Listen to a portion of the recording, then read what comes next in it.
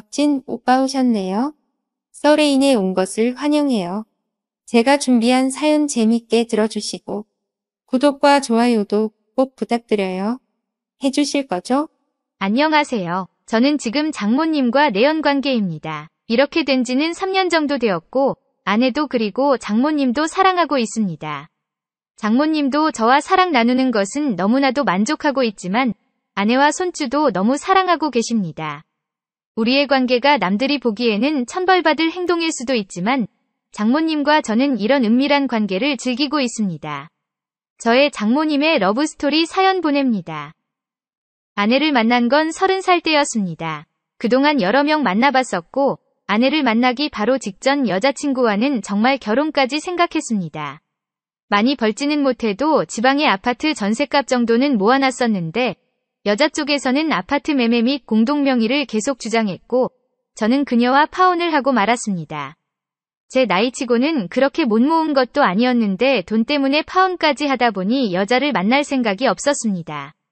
몇 개월간 다른 여자를 만날 생각도 없었고 혼자 있는 시간이 많아지자 근처 카페에 곧잘 가고는 했습니다. 어렸을 때부터 소설을 좋아해서 그 당시는 주말에 카페에서 커피 한잔 하면서 소설책을 보고 오는 게 유일한 낙이었습니다. 그렇게 몇 개월 지났을까 어떻게 보면 단골이었던 저에게 카페에서 일하던 아내가 말을 걸어오기 시작했습니다. 아내는 20대 초반이었고 저 같은 아저씨가 말을 거는 것도 좀 미안해서 인사와 주문만 했었는데 아내가 먼저 말을 걸어올지는 몰랐습니다. 아내는 그때 제가 읽던 소설에 대해 물어보았습니다. 자신도 소설책을 좋아한다며 말을 시작했고 서로 좋아하는 소설이나 작가에 대해 말을 나눴습니다. 그날은 토요일인데도 희한하게 손님들이 없어서 아내와 오랫동안 소설에 대해 이야기를 했습니다. 어린 나이에도 책도 많이 읽고 생각도 깊은 걸 느낄 수 있었습니다. 몇 주 뒤 서점에 들러 읽은 책을 사다가 아내 생각이 나서 한 권 더 샀습니다. 토요일에 카페에 갔을 때 그녀에게 책을 선물했고 그녀는 너무나 기뻐하더군요. 그날은 카페가 바빠서 많은 얘기를 나누지 못했고 저는 커피 한 잔을 마시며 책을 읽다 집으로 왔습니다. 주말에 일정이 있어서 한동안 카페를 찾지 못했고 몇 주가 지난 뒤 카페를 찾았습니다. 아내는 저를 보더니 환한 미소를 지은 다음에 약간 뾰로통한 표정을 짓더라고요. 약간 어색한 분위기가 흘렀고 저는 평소처럼 아메리카노 한 잔을 시키고 소설책을 읽고 카페를 나서려고 아내에게 인사를 했습니다. 아내는 서둘러 저를 붙잡더니 소설책 한 권을 선물해 주더군요. 카페에 있을 동안 저에게 눈길 한번 제대로 주지 않던 아내였는데 갑자기 선물을 주니 놀라웠습니다. 집에 와서 아내가 준 소설책을 펼쳐보니 편지지가 있었고 편지를 읽어보니 저를 좋아하는 것 같다며 오늘 가게 마감 시간에 맞춰서 데이트하자고 하더군요. 아내의 외모가 제 스타일은 아니었지만 생각도 깊고 웃는 미소도 예쁘고 게다가 어리기까지 한데 저를 좋아한다니 몇 번 만나보는 게 좋을 것 같았습니다. 마감 시간에 맞춰서 아내를 데리러 갔고 저를 본 아내는 너무나도 기뻐하며 제 팔짱을 끼고 고기 사달라고 졸랐습니다. 아내는 20대 초반답게 밝고 발랄했고 우리는 삼겹살에 소주를 마시며 많은 얘기를 했습니다. 그렇게 얘기를 하며 술을 마시다 보니 우리 둘 다 취했고 제 자취방에서 2차 후에 자연스레 끝까지 가게 되었습니다. 아내는 제가 처음은 아니었지만 어린 나이에 맞게 탱탱한 맛이 있었습니다. 그렇게 저희는 사귀게 되었고 아내는 매일 마감 후 저희 집에 들러서 저랑 관계 후 집으로 돌아갔습니다. 아내가 어려 탄력이 쫄깃쫄깃하기는 했지만 스킬이 전혀 없었습니다. 약간 목석 같은 느낌이었습니다. 몇 개월 동안 사랑을 나누면서 여러 가지 자세를 시도해보았지만 아내는 학습 능력이 떨어졌습니다. 저도 결혼을 할 나이이고 결혼 생활에서 제일 중요한 게 성격과 속궁합이라고 생각한 저는 이제는 아내를 놔줘야 할 것 같았습니다. 마지막으로 격렬한 관계를 한 후 다음날 연락해서 헤어지자고 했습니다. 아내는 수십 통 연락을 하고 집 앞까지 찾아왔지만 저는 모든 연락을 씹고 문도 열어주지 않았습니다. 아내도 이별을 받아들인 듯 더 이상 찾아오거나 연락이 없었고 그렇게 몇 달이 지났습니다. 몇 달 후 퇴근 후 집으로 돌아왔는데 집 앞에 아내와 40대 초반으로 보이는 여성분이 있었습니다. 그녀는 저를 보자마자 제 따귀를 때렸고 아내는 울고불며 그녀를 말렸습니다. 그녀는 자신 딸 임신시켜놓고 뻔뻔하게 잠수를 타는 거냐며 저를 몰아세웠고 저는 임신이라는 말에 놀라 아무것도 할 수 없었습니다. 근처 카페로 자리를 옮겼고 그녀는 앞으로 어떻게 할 것인지 따지듯 물었습니다. 아내의 성격상 거짓말은 못해서 제 애가 확실하였고 저는 그 와중에도 저를 걱정하며 울고 있는 아내를 보고 아내와 아이를 책임져야겠다는 생각을 했습니다.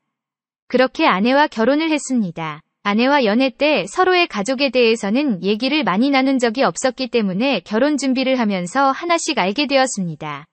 아내의 부모님은 고등학교 때 아이를 갖고 20살이 되자마자 아내를 낳았다고 했습니다. 그래서 장모님이 40대 초반으로 젊은 것이 이해가 되었습니다. 어렸을 때 자신을 낳고도 부모님들은 열심히 돈도 벌고 자신을 키웠는데 몇 년 전에 아버지가 암으로 돌아가셨다고 했습니다. 혼자 돈 버는 어머니에게 미안해서 대학교 진학을 포기하고 아르바이트를 하면서 생계에 보탬을 주고 있었다고 했습니다. 아내는 가진 게 없는데 결혼을 하는 본인이 미안하다며 항상 저를 걱정해 주었고 제가 모아놓은 돈으로 자그마한 전셋집에서 결혼 생활을 시작했습니다. 아내는 저를 쏙 빼닮은 아들을 낳았고 그런 아내가 너무나도 고마웠습니다. 아들이 돌쯤 되었을 때 저도 아내도 아직 젊기에 관계 생각이 나기 시작했고 그동안 거의 2년간 못했던 저는 큰 기대를 갖고 아내와 관계를 했습니다. 간만에 아내를 아느니 좋기는 했지만 아내는 역시 목석처럼 뻣뻣했습니다. 이제 부부이기도 하니깐 관계에서 궁합을 위해 노력하자고 하며 영상을 같이 보면서 이렇게도 해보고 저렇게도 해보았는데 별 소용이 없었습니다. 아내는 영상의 여성들처럼 저에게 해주려고 노력했지만 전혀 기분이 좋지 않았습니다. 아내를 만나기 전 몇 명의 여성과 관계를 가져봤지만 아내처럼 재미가 없는 경우는 처음이었습니다. 연애 초기에는 어린 맛에 좋았다지만 그것도 잠시뿐 아내와의 관계는 그냥 노동에 가깝다는 생각이 들었습니다. 그냥 제 손으로 스스로 위로를 하는 것이 몇십 배는 좋았습니다.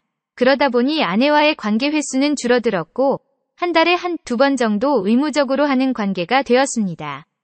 아들이 3살이 되어 어린이집에 다녀도 될 나이가 되자 아내는 아르바이트를 시작했습니다. 처음에는 아들이 어린이집에 머무는 시간 파트타임으로 5시간 정도 사무보조를 했는데 아내가 일을 잘하기도 했고 직장 업무도 늘어나서 정규타임으로 일을 해야 했습니다. 아내는 아들이 크면 돈이 많이 들 거라며 그 자리를 놓치기 싫어했고 아들이 조금 더 클 때까지만 장모님에게 부탁해서 아들을 돌봐달라고 한다 했습니다. 때마침 장모님은 일을 그만두고 쉬고 계셨기 때문에 많지는 않지만 용돈 정도의 돈을 드리고 우리 집에 머물면서 아들을 돌봐주셨습니다. 처음에 장모님과 같이 산다고 생각하니 조금 어색할 거라 생각했는데 전혀 그렇지 않았습니다. 장모님이라 해도 저랑 나이 차이가 별로 안 나고 오히려 장모님과 공유되는 세월의 흔적들이 많았습니다.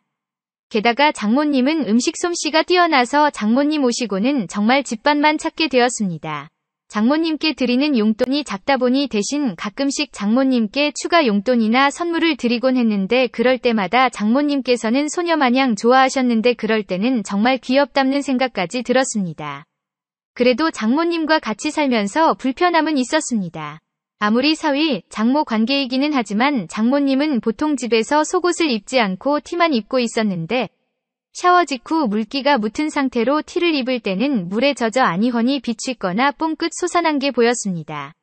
아내는 마르고 볼륨이 없는 몸인데 장모님은 약간 통통하고 그래서인지 가슴과 엉덩이가 매우 도드라진 몸이었습니다. 장모님의 그런 모습을 볼 때면 저도 모르게 딱딱하게 일어서고는 했습니다. 장모님은 웃을 때 옆 사람에게 스킨십을 하는 타입이었는데 샤워 직후 그런 모습으로 제 팔에 가슴을 대고 웃을 때며 정말 미치는 줄 알았습니다. 그러다 어느 날이었습니다. 아내가 아들과 함께하는 언니네 집에 가서 그 아들이랑 같이 놀다 자고 온다고 했습니다. 그리고 그날 장모님도 친구들 모임에 나가서 조금 늦는다고 했습니다. 오랜만에 집에 혼자 있으니 너무나도 좋았습니다. 집에 아무도 없으니 영화를 보면서 맥주를 몇 캔 했습니다. 영화에서 배드신이 나왔는데 술 기운에 저도 흥분이 되었고 아내도 안 들어오고 장모님이 들어오기로 한 시간이 아직 남아서 스스로 위로를 하기로 했습니다. 평소에는 화장실에서 핸드폰 무음 상태로 영상을 보면서 했는데 아무도 없으니 오랜만에 컴퓨터 큰 화면으로 생생한 오디오를 보면서 하고 싶었습니다. 휴지를 준비하고 컴퓨터 의자에 앉아서 헤드폰을 끼고 영상을 보면서 조금씩 손을 움직이기 시작했습니다. 어두운 방 안에서 모니터 화면과 헤드폰의 생생한 음향으로 영상을 보니 오랜만에 짜릿한 느낌이 들었습니다. 그렇게 조금씩 손을 움직이면서 절정으로 향하고 있던 도중에 갑자기 방 안에 불이 켜졌습니다. 놀라서 문 쪽을 바라보니 장모님도 저의 모습을 보고 깜짝 놀란 표정을 짓더니 하던 거 마저 하라며 당황해서 방문을 닫고 나가셨습니다. 헤드폰도 사용했고 너무나 집중을 해서 집문 번호키를 누르는 소리도 못 들었나 봅니다. 정말 당황하고 쪽팔렸는지 제 것은 이내 쪼그라들었습니다. 창피함에 나가지도 못하고 침대에 누워있는데 장모님이 문을 노크하더니 술 한잔 하자고 했습니다. 장모님은 술이 좀 취해 있었고 방금 씻고 나왔는지 촉촉이 젖은 머리칼이었고 속옷을 입지 않은 티로 드러나는 몸매가 보였습니다. 장모님은 저에게 술 한잔 따라주며 아까 그 상황에 대해서 얘기를 하지 않고 오늘 친구들과의 모임 등 일부러 제가 부끄럽지 않게 이야기를 이끌어 주었습니다. 그렇게 간만에 장모님과 둘이 술을 한잔 하다 보니 장모님도 저도 조금씩 취하게 되었습니다. 장모님도 이제는 많이 취했는지 아까 그 상황에 대해서 이야기를 하기 시작했습니다. 장모님은 아까 그건 절대 부끄러워하지 말고 그것 때문에 자기와 껄끄러워지지 않았으면 한다고 농담으로 우리 사위 정말 크다며 딸이 결혼 잘한 것 같다며 웃으시더군요. 그러면서 자기가 있어서 아내와 사랑을 자주 못 나누는 것 같아서 미안하다며 가끔씩 친구네 집에서 자기도 하고 나가서 늦게 들어오기도 할 거고 아니 자기가 있어도 자기는 상관없으니 아내와 사랑을 적극적으로 나누라고 말씀하셨습니다. 저는 취해서 그랬는지 아니면 저를 많이 배려해주는 장모님이 친한 누나같이 느껴졌고 제 속마음을 이야기하기 시작했습니다. 아내와는 연애 시절부터 속궁합이 좋지 않았고 그러다가 아들이 생겼다는 거, 출산 후 다시 사랑을 나누기 시작했지만 아내와의 관계가 맞지 않다는 것. 아내가 저를 정말 사랑해주는 건 알지만 이렇게 평생 살기는 힘들지 않을까 하는 속내기까지 했습니다. 취했는지 저도 모르게 눈물을 흘렸고 장모님은 제 마음을 알겠다며 제 어깨에 손을 올리고 등을 다독거려줬습니다. 한동안 그렇게 울다 있었는데 입술이 따뜻해지는 것을 느꼈습니다. 정신을 차려보니 장모님이 저에게 키스를 하기 시작했고 저를 리드하면서 침대로 이끌었습니다. 저는 술에 취해 그리고 장모님의 기술에 취해 꾸민 듯한 그 상황을 즐겼고 평생에 처음으로 느끼는 열정적인 관계를 했습니다. 장모님과 처음 관계를 한 후 둘 다 땀으로 번벅인 된 채 옆에 누웠습니다. 당황해하는 제 귀에 대고 장모님은 속삭이기 시작했습니다. 관계의 모자람은 앞으로 자기가 채워줄 테니 아내와 아들이랑 행복한 가정 평생 이어가라고 했습니다. 그렇게 속삭이면서 부끄러운 듯 웃는데 저는 다시 흥분되는 것을 느꼈고 이번에는 제가 리드를 하기 시작했습니다. 장모님이 아직 젊기도 해서 탄탄하기도 했지만 연륜이 있어서 그런지 정말 스킬이 장난이 아니었습니다. 그동안 영상에서 보던 자세를 하나하나씩 하는데 그 자세 때마다 장모님은 정말 엄청난 스킬을 보여주었고 저는 극도의 쾌감을 맛보았습니다. 두 번째 사랑 후 저는 장모님을 안고 잠이 들었고 중간중간에 잠에서 깰 때마다 장모님과 하다 자고 깨고 사랑하고 자다를 반복했습니다. 장모님과의 첫날 밤 몇 번을 했는지 정확히 기억은 나지 않지만 적어도 7번은 한 것 같네요. 다음날 아내에게 언제 오냐며 최근에서 알아낸 뒤 아내가 돌아오기 30분 전까지도 계속 사랑을 나누었습니다. 그 뒤로 장모님만 보면 일어서기 시작했고 장모님을 다시 안아보고 싶었습니다. 평일 저녁에는 아내가 거의 같이 있었기 때문에 주말에 아이와 키즈 카페를 가거나 다른 집에 놀러 갈 때는 항상 장모님과 관계를 했습니다.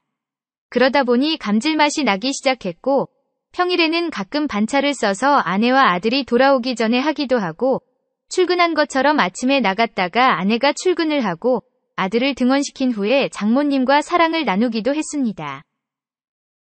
장모님도 저와의 하는 게 좋다며 제가 휴가를 쓰거나 저와 단둘이 집에 있는 시간만을 기다리는 듯 합니다.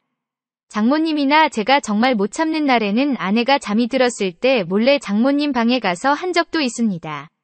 아내가 깰까봐 소리도 내지 못하고 하니깐 스릴도 있고 더 흥분이 되기도 했습니다. 그러다 한 번은 아내에게 걸릴 뻔했는데 다행히 아내는 눈치채지 못했고 그 이후에 아내가 있을 때는 안 하는 걸로 합의를 봤습니다. 장모님은 저와 하는 게 자기도 너무 좋고 자기처럼 나이가 많은 사람이랑 해주는 것도 고맙다며 하지만 우리는 욕정 채우는 사이로 지내고 사랑은 하면 안 된다고 선을 긋습니다. 자기가 딸이 못해주는 부분을 만족시켜줄 테니 아내와의 사랑은 변치 말고 오래오래 행복한 가정생활을 하라고 합니다. 아내는 가끔씩 아이가 초등학교 3학년쯤 되면 저를 위해서 어머니께 아이 돌보는 걸 그만시키겠다며 장모님과 같이 사는데도 참고 잘해주는 저에게 너무 고맙다는 말을 하고 있습니다. 저는 그럴 때마다 당신의 부모님이 내 부모님이니 평생 같이 살아도 괜찮다고 오히려 장모님과 같이 살다 보니 우리 관계도 더 좋아진 것 같다고 아내의 생각을 무마시키려고 노력하고 있습니다. 그러면서 아내가 딴 생각 못하도록 때로는 장모님이 소리를 듣고 흥분하도록 가끔씩 아내와 격렬하게 관계할 때도 있습니다. 아내는 침대에서 소리가 큰 편인데 아내의 소리를 들으니 기분도 좋고 그 소리를 듣고 혼자 하고 있을 장모님을 생각하니 2배로 흥이 오르더군요. 장모님과 하기 전날 아내와 하면서 소리를 듣게 한 날에는 장모님은 내색은 아니지만 평소보다 저에게 적극적으로 달겨드는 걸 느낄 수 있습니다. 아내의 탱탱한 맛, 장모님의 성숙한 맛. 저는 중국집의 짬짜면처럼 2가지 맛을 매번 맛보고 있습니다. 저와 같은 이런 경우가 흔치는 않겠지만 그래도 몇 분은 이런 경험을 하고 있는 분들도 있을 거라고 생각합니다. 저도 비디오에만 나오는 상황이 저에게 찾아오니 너무나도 기쁩니다. 장모님이 나이가 너무 들거나 아내가 관계 스킬이 늘기 전까지는 매번 아내와 장모님과 하려고 합니다. 제 체력이 받쳐주는 그날까지는 말이에요.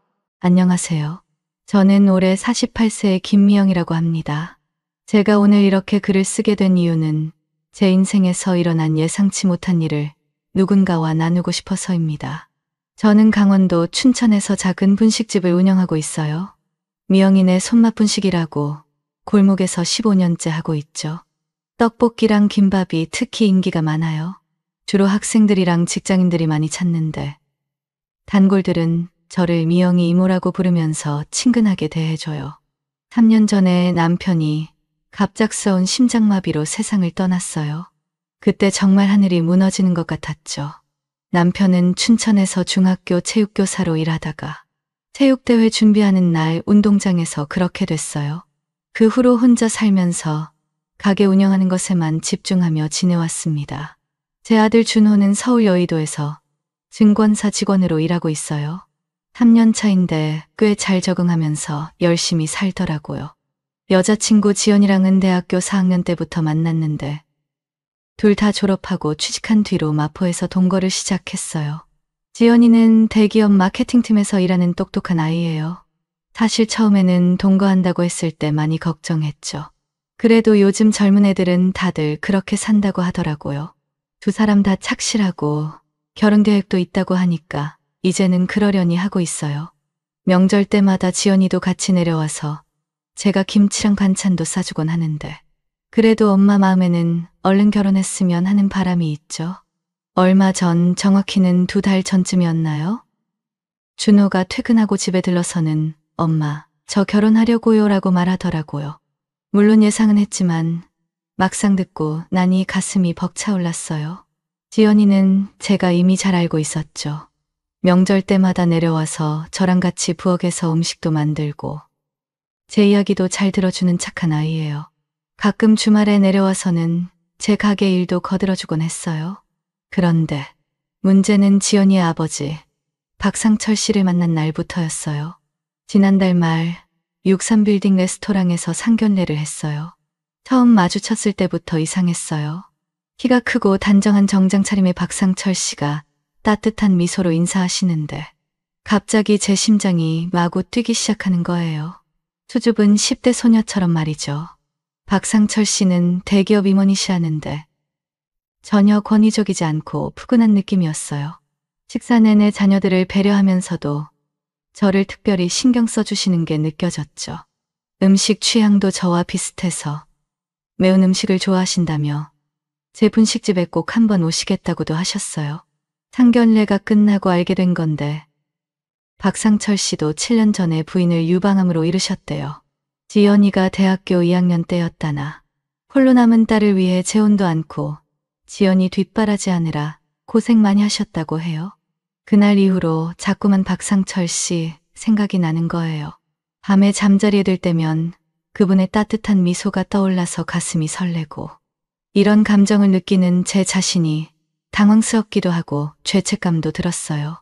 돌아가신 남편한테도 아들한테도 미안한 마음이 들었죠. 그런데 더 큰 문제는 그 다음부터였어요. 상견례 후 2주쯤 지났을까요? 어느 화요일 오후 한산한 시간에 갑자기 박상철 씨가 제 가게에 나타나셨어요. 원주 출장 가는 길이라며. 사실 춘천은 원주 가는 길이 아닌데도 말이죠. 그때 제 가슴이 또 쿵쾅거리기 시작했어요. 떡볶이와 김밥을 드시면서 이런저런 이야기를 나눴는데 시간 가는 줄도 모르고 3시간이나 이야기를 했더라고요. 그날 저녁 가게 문을 닫고 근처 조용한 주점에서 막걸리를 마시면서 이야기를 나눴어요. 각자의 외로움과 그리움, 아픔도 나누고 어느새 시간이 흘러 자정이 다 되어가고 있었죠. 취기가 오르면서 서로를 바라보는 눈빛이 달라지고 정신을 차려보니 근처 모텔에서 서로를 그 후로 2주에 한 번씩은 꼭 들르시는데 매번 출장 핑계를 대시면서요. 처음에는 서로 조심스러웠는데 어느새 퇴근 후에 커피도 마시고 주말에는 남이 모르는 춘천 구석구석을 같이 다니게 됐어요. 상철 씨는 제가 끓여주는 된장찌개를 좋아하시고 저는 그분이 들려주시는 옛날 이야기에 웃음이 나고 하지만 늘 불안했어요. 혹시라도 누가 볼까 봐 춘천 시내는 피하고 외곽으로만 다녔죠. 카톡도 매일 하지만 대화명도 이니셜로만 해놓고 마치 고등학생처럼 가슴 설레면서도 조마조마하게 지내고 있어요. 그런데 요즘 준호가 뭔가 이상한 눈치를 채고 있는 것 같아요. 지난주 주말에 갑자기 내려와서는 엄마, 요새 연애하는 거 아냐? 라고 물어보더라고요. 깜짝 놀라서 무슨 소리야? 라고 했지만 준호가 엄마가 달라진 것 같아서 라고 하는데 가슴이 덜컥 내려앉았어요. 어제는 박상철 씨가 저녁에 전화해서 미영 씨, 이제 그만 숨기고 살자 고 하시더라고요. 우리 나이가 몇인데 이렇게 숨어 다녀야 하나? 자식들한테 솔직하게 말하고 떳떳하게 만나자 고요. 한편으로는 그 말씀이 맞는 것 같으면서도 준호와 지연이의 결혼을 앞두고 이런 상황이 되어버린 게 너무 걱정돼요. 그때도 그랬어요. 오후 5시쯤 상철 씨한테서 전화가 왔죠. 강릉 출장 끝났는데 들렀다 가도 될까? 가슴이 설레면서도 한편으론 조심스러웠지만 이미 저희는 서로의 존재 없이는 견딜 수 없는 사이가 되어버렸더라고요. 늘 만나던 달빛 모텔. 처음엔 그곳에 들어설 때마다 부끄러웠는데 이제는 우리의 아늑한 아지트가 되어버렸어요. 창밖으로 보이는 춘천의 저녁 풍경을 보며 커피 한 잔씩 마시면서 이야기를 나누는 그 시간이 너무 행복했어요.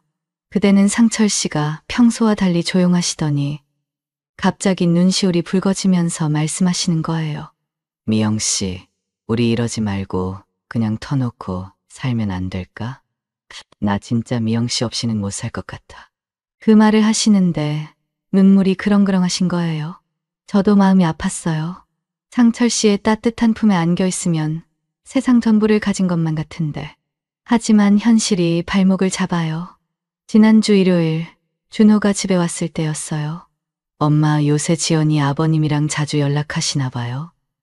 지연이가 그러는데 아버님이 요즘 춘천 쪽으로 출장이 잦으시다고.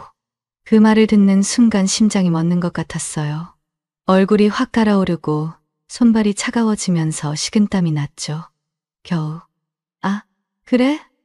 결혼 준비 때문에 가끔 연락하지. 라고 둘러댔지만 준호의 눈빛이 심상치 않았어요. 어제 상철 씨도 비슷한 경험을 했다고 하시더라고요. 지연이가 아빠, 요즘 왜 이렇게 춘천에 자주 가세요? 거기 특별한 사람이라도 있어요? 라고 물어봤다나요? 이제는 정말 결단을 내려야 할 것 같아요. 지난 화요일 오후였어요. 평소처럼 분식집에서 떡볶이 양념을 만들고 있는데 문득 누군가 들어오더니 고개를 들어보니 지연이었어요. 평소와 다르게 표정이 어두워 보였죠. 가게에 손님이 없어서 다행이었지만 왠지 모를 불안감이 엄습했어요. 어머님, 잠깐 이야기 좀 할 수 있을까요? 지연이가 구석 자리에 앉으며 말을 꺼냈어요. 우리 아빠가 요새 많이 달라지셨어요. 휴대폰도 자주 보시고 주말마다 어디 가신다고 하시고 혹시 말끝을 흐리는 지연이의 눈에 눈물이 고이는 게 보였어요. 그 순간 온몸에 식은땀이 흘렀어요. 떡볶이 양념을 젓던 손이 덜덜 떨리고 심장은 터질 듯이 뛰었죠.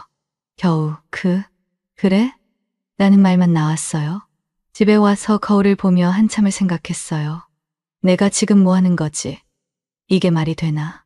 분식집에서 20년 동안 착실하게 살아온 내가. 하지만 또 다른 한편으로는 53살의 박상철 씨가 떠올라요.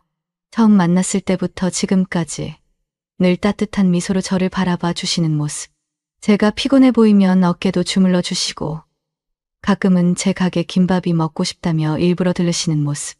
특히 지난번엔 제가 감기에 걸렸을 때 강릉 출장 가는 길에 들러 직접 끓이신 생강차를 가져다 주셨어요. 그때 미영 씨가 아프면 내 마음이 더 아파요라고 하시던 말씀이 아직도 귓가에 맴돌아요. 이런 게 진정한 사랑일까요? 나이 들어 찾아온 이 감정이 때론 죄책감으로 다가오지만 한편으론 이렇게라도 진정한 사랑을 알게 된 것이 감사하기도 해요. 하지만 지연이의 그 눈빛을 잊을 수가 없어요. 이대로 가다가는 아이들 결혼식은커녕 더 큰 일이 벌어질 것 같아 너무 불안해요. 어제는 또 웃긴 일이 있었어요. 저희가 늘 만나는 달빛 모텔 주변에서 우연히 준호 친구를 만난 거예요. 아니, 이게 무슨 운명의 장난인가 싶더라고요. 어머님, 여기서 뵈니까 반갑네요. 그 순간 제 심장이 멎는 줄 알았어요. 다행히 박상철 씨는 잠깐 편의점에 가신 상태였는데 얼른 둘러댔죠. 아, 그게 이모님이 여기 근처에 사셔서. 그러고는 도망치듯 그 자리를 피했네요. 진짜 아찔했어요. 근데 더 웃긴 건 그 다음날이었어요. 박상철 씨가 카톡으로 보내신 메시지.